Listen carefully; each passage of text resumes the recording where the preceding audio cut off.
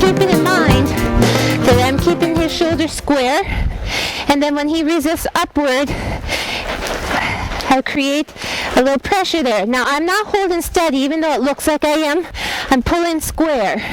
And then at the end of that pressure, I take and thump, thump, thump. So it's more of a him and I can feel it together.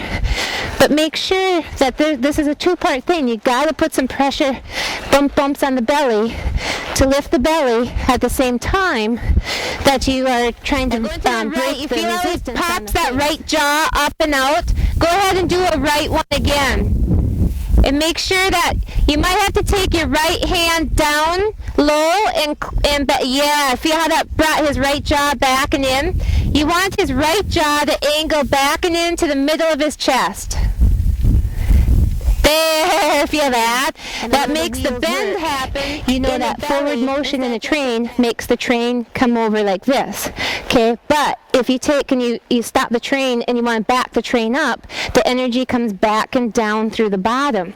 So we're not changing the forward flow of the energy, we're changing the direction of it, which is instead of going over the top through the pole with a broken face and that sends it up and down, you're going to push the energy out and under, which will lift the nose out and get the free flow of the legs. So that's the whole goal of all this. And yes, it does take longer. Yes, it is a slower process, but it Far is enough where you actually feel the back lift underneath your seat. Now right there, catch that right shoulder a little, or left, I'm sorry, left shoulder is kind of popping a little bit. So what you want to do is slow it back and make it wait for his rear end. Slow him back a little bit more. Give him a chance to look where he's going with his right side, with his right, there we go.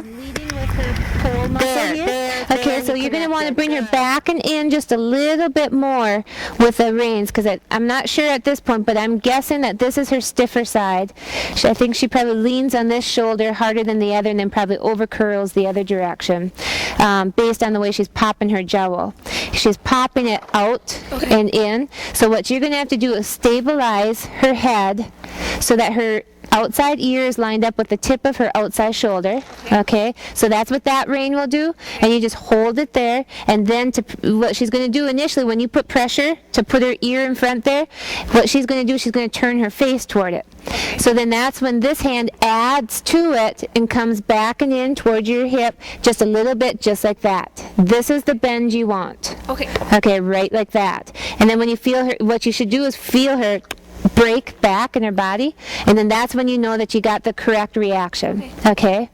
What it'll do is it'll take her weight out of her pole and shoulders, and it'll put the weight back there and make her start turning from her belly and sitting on her inside hock, instead of putting all her weight in her shoulders, catching herself with her head, and then she's trying to get around the corner. Okay, he's drifting up a little bit in his left jaw, easy. Okay, which is making it hard for him to get around the corner. He was going to make me have to use a lot of rein to get him around the corner, so I decided to push him around a little bit. There we go. Now we'll try that again. Left pole is raising, so I'm going to bump him down. There. Push off.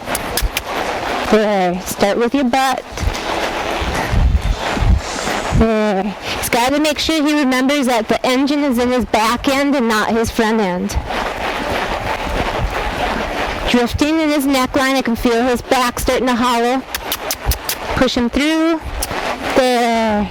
What I did is I squeezed on the shoulders a little bit through my hands, and then I pushed his butt with my foot a little bit, and I squished him together.